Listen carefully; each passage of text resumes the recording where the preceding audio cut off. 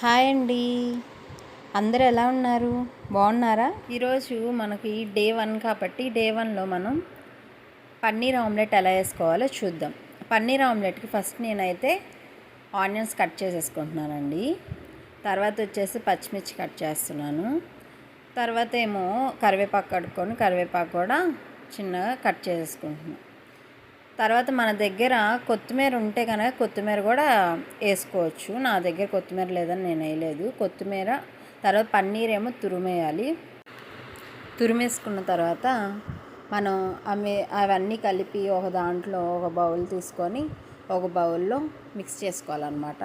First అది mix చేసుకునే ముందు మనం ఫస్ట్ 3 ఎగ్స్ తీసుకొని 3 ఎగ్స్ పగలగొట్టి అందులో వేసి మిక్స్ చేయాలి. తర్వాత ఆనియన్స్, తర్వాత పచ్చిమిర్చి, తర్వాత కరివేపాకు వేసినాక పన్నీర్ కూడా వేసి ఒకసారి మిక్స్ చేసుకోవాలన్నమాట.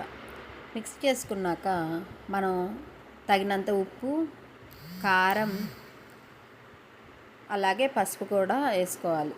వేసుకున్నాక కొంచెం గరం మసాలా వేసుకొని గరం మసాలా వేసుకున్నాక కొంచెం అల్లం వెల్లుల్లిపాయ పేస్ట్ ఉంటే అల్లం వెల్లుల్లిపాయ పేస్ట్ కూడా వేసుకుంటే మంచి రుచి, చాలా టేస్టీగా ఉంటుంది అన్నమాట.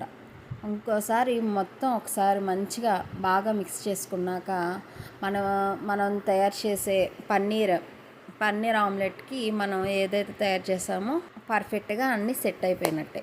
ఇంక తర్వాత వచ్చేసి మనం ఇంకా ఎక్కడ గడ్డలేం లేకుండా, అంటే పసుపు కారం గడ్డలేం లేకుండా మంచిగా కలిపేసుకోవాలి. మంచిగా కలుపుకున్నాక మనం ఇంకా స్టవ్ ఆన్ చేసి మనం ఆమ్లెట్ అనేది వేసుకుందాం. ఫస్ట్ బటర్ అనేది వేసుకుందాము. ఒకవేళ బటర్ లేకపోతే ఆయిల్ అయినా వేసుకోవచ్చు, ఏం పర్వాలేదు. బటర్ హీట్ అయినాక మనం ఏదైతే తయారు చేసుకున్నామో అది దాంట్లో వేద్దాం. వేసుకున్నాక ఆమ్లెట్ వేసేసి తర్వాత దాని మీద మూత పెట్టుకున్నాం అనుకో చాలా మంచిగా పఫీగా కుక్ అయ్యిద్ది. ఇప్పుడు కుక్ అయిందో లేదో చూద్దాం. ఉడికిద్ది. ఒక 5 మినిట్స్ అలా ఆగినాక మూత తీసి చూస్తే అది కొంచెం ఉడికిద్ది. ఇంకా కుక్ అవ్వకపోతే మళ్ళీ మూత పెట్టేసుకుందాం. కుక్ అయిపోయింది. మన టేస్టీ పన్నీర్ ఆమ్లెట్ రెడీ అయిపోయినట్టే.